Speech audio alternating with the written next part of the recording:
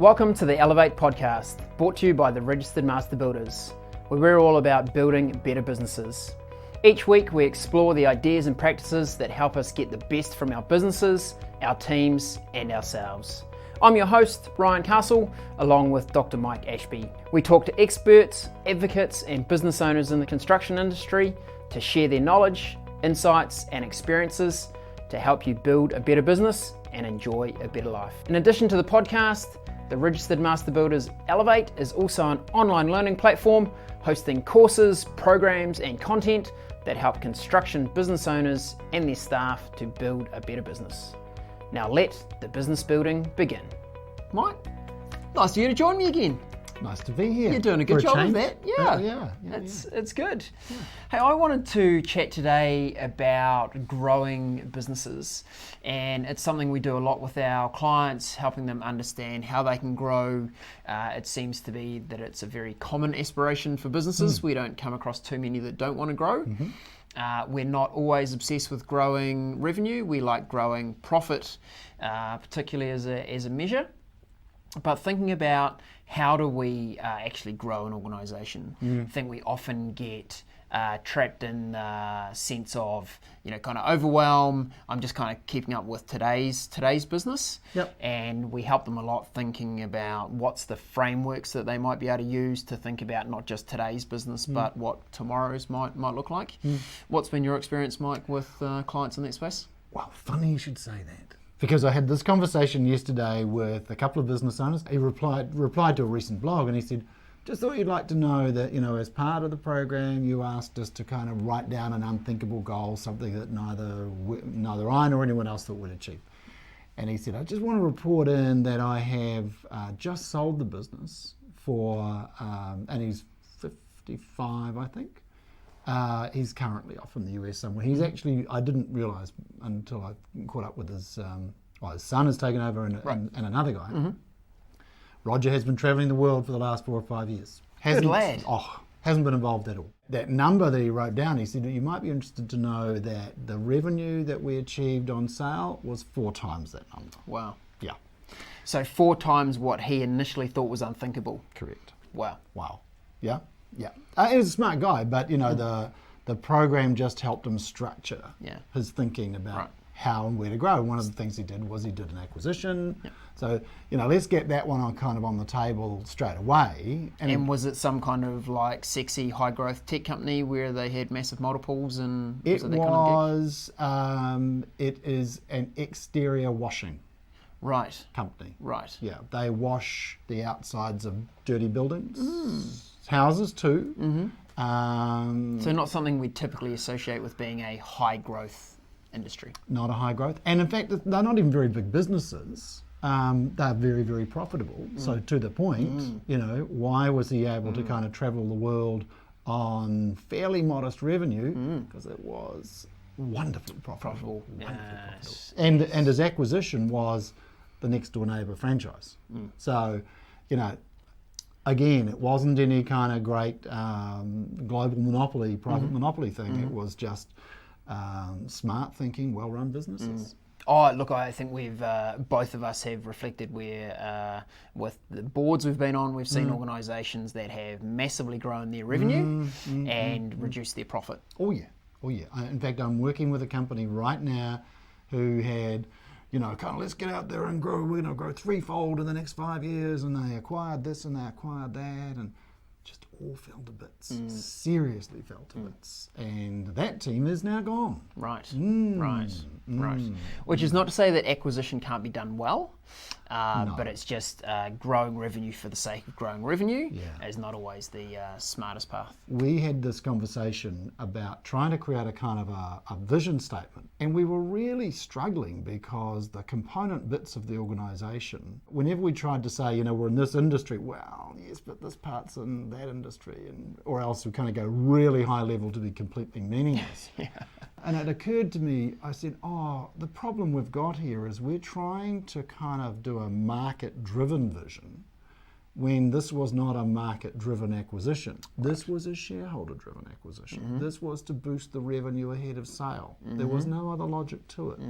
So you're trying to kind of bash a square peg into a round hole. So we did some other stuff. We got around it, but it was a really interesting kind of. Yeah, no, there is no logic to it. We can't kind of retrofit a market logic to something that was driven by completely different imperative. Okay, so if we are looking to grow our businesses and we have aspirations higher than 5% more on last year's budget, you know, we want to be a little more broad thinking than that. What's a framework we might be able to use to help with that thinking? We use something that was developed many, many years ago, like I think 40 years ago, called the Ansoff Matrix. Right. And it's just a really simple way of thinking about your sources of growth. Look, again, I used it yesterday with these guys. They said, well, we just want a couple more big customers. So in the Ansoff Matrix, that is existing product to new customers. Yep. And we talked a little bit about how to acquire those, how do we look for those? And my advice around that was quite simply, well, who are your best customers now? Who are your top 5? Who are some other companies like that? Yep. And that got to be quite an interesting conversation, because it turns out they're not so much direct customers as through management services companies. Right. Okay, so that's a different proposition. Who's got the contracts of the dirty buildings, etc. As a piece of thinking about it, that wasn't that hard. It's kind of, find more like that.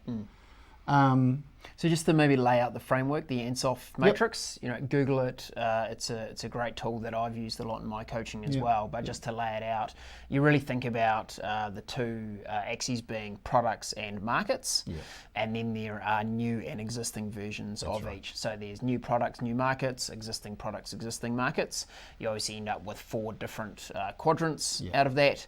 And it just, I've equally used it as a great framework just to go, where could we grow? And I've found it really helps owners and leaders think about those different areas that they could get into. Actually, I suppose as I think about that, I've used markets and customers pretty much interchangeably. Yes. So I've got new products. And what I was talking with these guys about yesterday was, so they were talking about existing products, new customers. And that's fine. That's the market development. Yeah, it is. But the other bit that we did talk about quite specifically was, well, what other services can you provide to your existing customers? You've developed this reputation with them in this relationship, which is gold. You have proven yourself. Have you got other services that you can then provide to them that don't go too far away from the core? Because they were a bit nervous about that. They used a lovely example. They said, we'd been cleaning the exterior of one place, and we noticed that their gutterings were leaking. A lot of rain in this part of the world. And so clearly the facility service people hadn't been doing that job. So they sent a truck down and got the guy to clean out the guttering and fix it, patch it up. And they reported this to the customer, and they said, we're so sick of the guy who's been doing that, the crowd that's been doing that. Do you want the contract? Without moving very far away from their corridor. It's just a little bit of redefinition. You're not just an exterior washing company, you are a building maintenance company. And that includes, in the course of a few minutes, we identified there was all of that kind of guttering maintenance, there was all of the window cleaning exterior, window cleaning interior. There were actually a range of services that you didn't have to expand your infrastructure. You didn't have to expand your overhead. You could do it profitably and effectively, all inside that relationship. And so that was a case of new product to existing customers. Yes.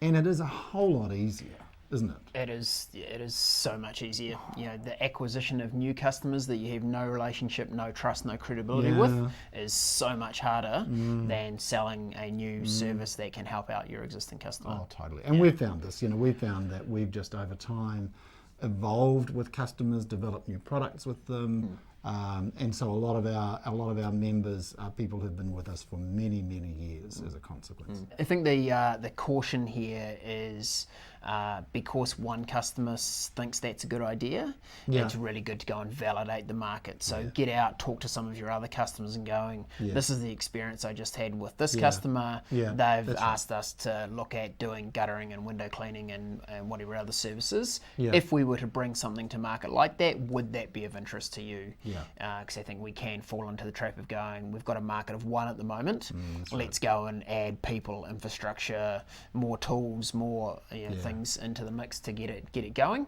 And if you haven't validated that properly, you can fall into a trap. And by the way, what you've described, as we know, is actually one of the most wonderful ways to have a prospecting conversation. It's actually a sales conversation in drag. The other conversation we've been having lately is around price.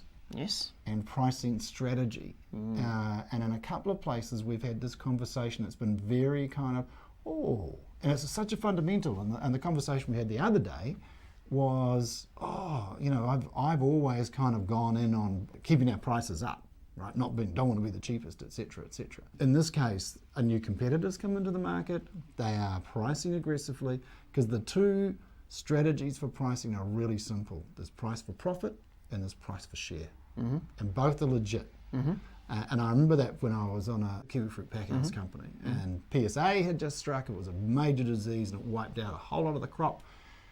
It was going to be a race to the bottom. The market just wanted lower prices. And we were in a... Help me understand the economics of that. Why would, if there was a smaller crop of fruit available, why was it going to push price down? I would have thought they would push price up. Because there was way more supply of storage space. Oh, right. Sorry. Demand. Got it. Yeah. So that drove price down. Yes, got it. So it was on the storage side. Yeah. So in fact, in the market, of course, the kiwi fruit price did go up because of the scarcity. But so we were locked in a kind of a competition with a company, and we actually had a meeting about potential mergers, and they complained about the fact that we were driving price down. And I actually said, we're going to be doing that again this year, aren't we? And they kind of, no. And it wasn't long after that we effected a merger. It was a takeover. They had nowhere to go. They couldn't compete on price. So that, it doesn't matter how attached you are to your quality and all of that stuff. There are times when you need share. And one of those times is when you're thinking about going into a new market. Now, the way these new entrants have come into the market, how else were they going to turn the heads and take business away from the incumbents? You've got to go in there with some reason, and this is that they had just lost a tender. Their price was about the same as the incumbent. Their quality was a bit higher, but they didn't have the relationship. They weren't known to them. They were a strong second. We hate strong second. Strong second totally sucks, right? A lot of work in the tender, a huge amount of work. If they'd gone in at 15 to 20% less, they could have still made money, not as much, but they could have made money, and they would have got the work. So you've got to give in that kind of business acquisition, you've got to give a new customer a reason to switch, and that's usually price, because unless they're really clear about the quality they need, that's kind of, it's not quite quality schmolity. You might have a very defective incumbent, but you're still got to be able to turn their heads. In a upcoming podcast, we'll actually talk about the competitive tripod, as we call it, where there are really only three ways you can compete in market, being price, the effectiveness of your product or service, or customer experience. And we'll talk about the rules around that. And I think that is such a great guideline for then how you think about price. And pricing into a market to get share initially doesn't have to be your pricing strategy for the long term. That's correct. That's correct. So we might start off with a pricing for share strategy, and then we move to a pricing for profit. And there's an old saying, win on price, keep on service. Yes. Yeah. It's a goodie. So new products to new customers? Don't do it. It is definitely the highest risk. You are dealing with people you don't know with a product or service that you're not fundamentally expert in yet. There is areas where diversification or that strategy of new products to new markets is really valid. but it would only be a portion of your growth strategy. I think going forward, you might be looking at what we'd refer to as your Horizon 2 or Horizon 3 models in your business, thinking, probably the 18 months to 3 years out, going, where is our market moving, what's going on? And you might be going, look, the market we're in is very mature. It's starting to move into decline. Into commodity. Actually, our ability to further grow that market is going to be limited. So our near-term growth might be in one of those other strategies we've already talked about. And now we need to start exploring diversification. One of the mistakes I hear people make, including myself, is we think about the opportunity. We think, oh yeah, they would probably buy that kind of service. And unfortunately, the answer is that is so true. They do, and it's called from an incumbent. They already buy that stuff. We look at it and see what we've got and see their need and think it's a match. There's already somebody there. That's one of the things to work through at the diversification is do the validation piece really carefully. Do the work, take the time, because it is the highest risk. It's the highest likelihood of falling over. So I think in our do's and don'ts around this, so use the Ansoff Matrix as a bit of a framework. It'll help unlock some thinking about where you can do and what you can do. Think about staying away from diversification as your main growth strategy. Have an element possibly in there, but don't make it your main. It's like your venture capital investment. It should be money you're prepared to lose, or effort you're prepared to waste. In the what not to do, a trap I've seen organisations fall into often is going, we want another big customer. You referenced that as a scenario. Actually dig into just how profitable your biggest customer is. Yeah, for sure. Often they're the ones that exert the most influence over your organisation. If they're a significant part of your revenue, they tend to be the ones that ask for the sharpest pricing. You're over-servicing them possibly because you perceive them to be so important. And we have seen members of ours that once they've done that review of what they thought was their most important customer, they've actually gone, now that we think about it, that customer is costing us money. We'd actually be better off letting them go, freeing up the resource to then allocate to more profitable customers. So that could result in you having a smaller top line revenue, but a way more profitable business, and a business that your team actually enjoys working in, because we've also found that often your biggest customer is your most demanding. So team, we'd really like to hear back from you on comments around this podcast. If you've got your own insights into good growth models that you've used successfully in your own business, we'd love to hear back from those. We're always looking to learn ourselves. Thanks for joining us today.